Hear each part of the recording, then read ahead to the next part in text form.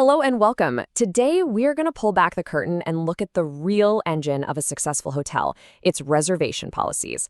Now, I know what you might be thinking. Policies sound like just a bunch of rules, but I want you to see them as the commercial blueprint that really dictates your success. As we go through this, I'll be sharing insights from modern AI-driven hotel operations to help you, the students of Europe Hotel School, truly get a handle on your craft. And here you see our official welcome. Think of this as our commitment to you as you start this online learning journey. Our whole goal here is to support your professional growth with practical, cutting-edge knowledge that you can actually use in the real world of hospitality. So, let's kick things off with a really important question. When you think about hotel policies, do you see them as a set of rigid, inflexible rules, or could they actually be powerful tools for driving revenue? That's the mindset shift we're going to dive into right now.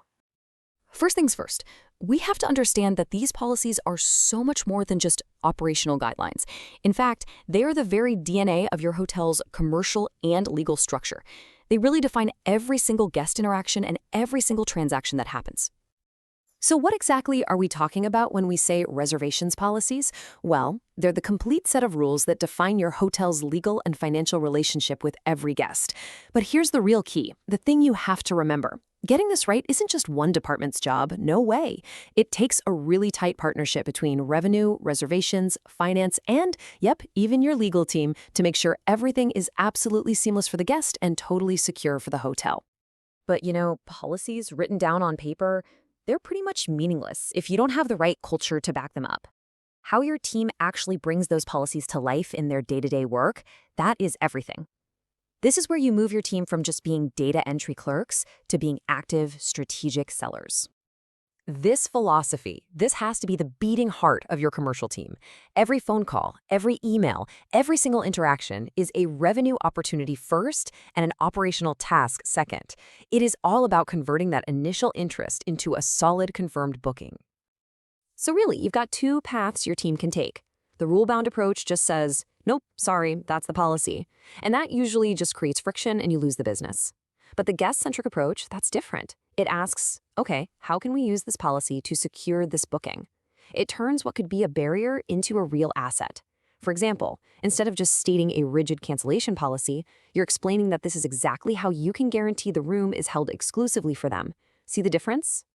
So you might be wondering, how do you manage all this flexibility without it just turning into chaos? Well, you do it through a smart system of empowerment and consistency. You can create tiers, for example, allowing your senior staff to make smart exceptions, like waiving a small fee for a VIP guest. But, and this is important, these decisions have to happen within clear limits set by revenue management, and every single exception gets logged. This audit trail is crucial because it ensures fairness. And trust me, inconsistent application of your rules is one of the fastest ways to get blasted with negative reviews online. Now, a huge part of securing those bookings is making sure you protect your revenue, and that's where guarantee and deposit policies come in. Think of them as your financial shield against those really costly no-shows and last-minute cancellations. Okay, as a manager, you are constantly doing a balancing act. It's a strategic trade-off. A simple credit card guarantee is super easy for the guest, very low friction, but it also offers you pretty low security. On the other end of the spectrum, requiring a full prepayment gives you maximum security, but you know what? That high level of commitment might just scare away some potential bookers. The right choice here is always going to depend on your specific demand, your lead time, and the market segment you're targeting. And listen, regardless of which policy you land on, clarity is absolutely non-negotiable. The amount, the deadline for payment, and the exact conditions for a refund, all of it must be communicated with total transparency everywhere. That means on your website, on the OTAs, in your confirmation emails. Any little bit of ambiguity here is a direct path to guest disputes and painful chargebacks. This whole idea of commitment flows right into your cancellation and modification policies. I want you to stop thinking of these as just rules and start seeing them as precision instruments for revenue management. They directly link the price a guest pays to the amount of risk they're willing to take on. A really sophisticated hotel doesn't just have one single cancellation policy. It has a tiered structure that's perfectly aligned with its different rates. So your lowest, non-refundable rates, they carry the highest risk for the guest, a 100% penalty, and in exchange, they get the absolute best price. Your best available rate, or BAR, offers more flexibility. And then your corporate contracts have their own unique negotiated clauses. This lets you sell effectively to different types of customers with very different needs. And of course, you always have to be prepared for the unexpected. A legally sound force majeure clause is critical. It protects both the hotel and the guests during things like natural disasters. But what's just as important is knowing when to bend the rules. Granting a discretionary waiver to a high-value, loyal guest, sure, it might feel like a small loss today, but it secures a valuable relationship for years to come. That's playing the long game. Okay, let's switch gears and look at a set of policies that seem really simple on the surface, but trust me, they are packed with complexity. I'm talking about your rules for children and extra guests. This one little area is deeply connected to safety, legal compliance, and of course, billing accuracy. Take a look at this number. Just 12. Seems so simple, right?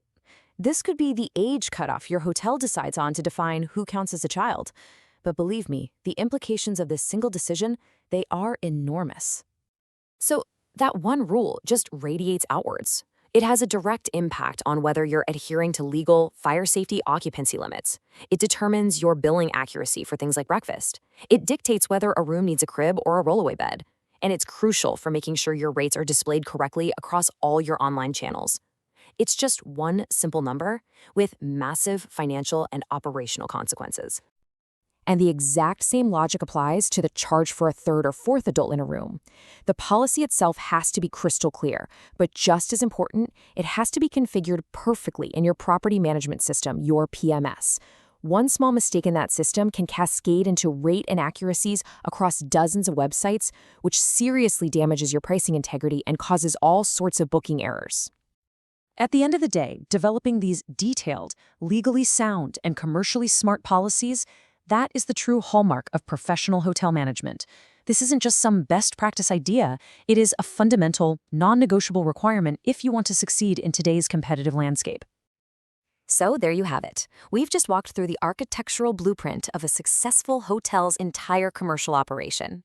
These policies, they are your foundation. They're going to define your guest relationships, your team's culture, and your financial success. So the only question that's left is, now that you have this knowledge, what kind of hotel will you build?